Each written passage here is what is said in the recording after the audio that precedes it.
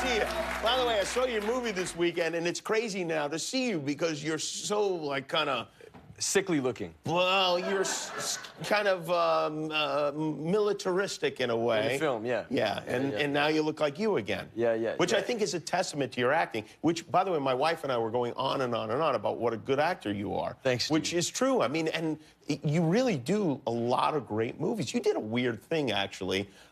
You showed all your movies, and correct me if I have this wrong, back to back to back to back. Yeah. In a theater. You stayed for the whole thing. Yeah, for 3 days. And invited people to come. 3 days worth of movie watching. Yeah, it's kind of crazy. I mean, you know, it starts like an ironic, silly thing, like most of the things I do, and then it wound up in a really cool, sincere place, you know? Do you think to the end, as far as these things that you do before you do them, or you just see how it goes? No, I mean, both. You know, you set up, like, boundaries, and then you give it to everybody else, and you let them have it, you know? You just What sort of were trust the boundaries? Because basically it seemed to me that you put a camera on yourself while you watched all your movies, and just anyone who wanted to came in and kind of did anything they wanted to. Yeah, and you got some people who are exhibitionists who want to sit right next to you and, like, dress up and do stuff, you know? And then you got some people who just want to, like, lay in the cut and just be a part of it.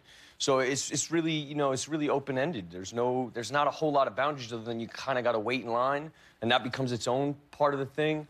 And we have a clip of just, this went on for, like you, as you said, 3 days. Yeah. Which movie were you sleeping through? Oh, that's probably like Transformers. Transformers? But I don't know if there's an explosion or something. Oh, there you go. You woke up. Yeah. That seemed like fun. And you do these crazy... You did another thing where you told people where you were and asked them to come give you a ride. Yeah. And then you just went with them. Yeah. It's you know, it sounds crazy on paper, but it really... It sounds crazy verbally as well. It sounds... Yeah, in most ways, yeah. But it really turns into something special, man. You know, people want to be a part of something. What happened there? Where did people take you? We started in Colorado. We wound up in Alaska. We hit every side of the nation. We went everywhere. Were people on their way to these places, or that people say, I want to take you to Alaska? Yeah, some people would just quit their jobs and roll with you for 3 weeks. So, like, it started with the three of us, you know, like all the things we do, and then it just wound up, we had like 20 people rolling with us the last week, you know, until we got to Canada, and then we had to lose a bunch of people because they didn't have their passports. I see. And then we jumped to Alaska, and we finished in Alaska.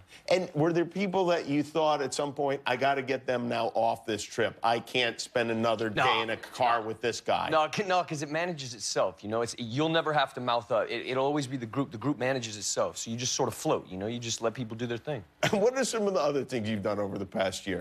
Oh, man, we did a thing where we set up like a telephone line where we asked people to call up and touch our souls. Oh, yeah, right. And you just took phone calls for a long time. 5 days, yeah. 5 days, yeah. You have a lot of free time, it turns out. Yeah. That's what happens. You get fired from a show, and then you just sort of float for a little bit. 5 days of phone calls. Phone calls, This is like the Butterball Turkey hotline right now. You know, again, I know it sounds silly, but, you know... Did you learn anything during that time from taking all those phone calls? I'm enjoying myself, you know? I find a lot of joy in it, yeah. And I think a lot of the people who take part in it find a lot of joy in it, too, you know? Do you remember any of them specifically? We still talk, yeah. Oh, you do? Yeah, you build these little communities. It doesn't go away. It doesn't die, you know? You build, like, groups. Wow, that's something else. It's cool. Yeah, and I know you love this kind of stuff. I do. I love it. I love it, yeah. Who do you do this with? Who are the... Nastia and Luke. Those are the other two people that I collaborate with, and what do they get out of it? Probably, you know, the same stuff I do, which is like, you know, you go from the self-examination to self-love to people love, and then, you know, it's really joyful on the other side of these projects. I mean, I love that stuff. I think it's very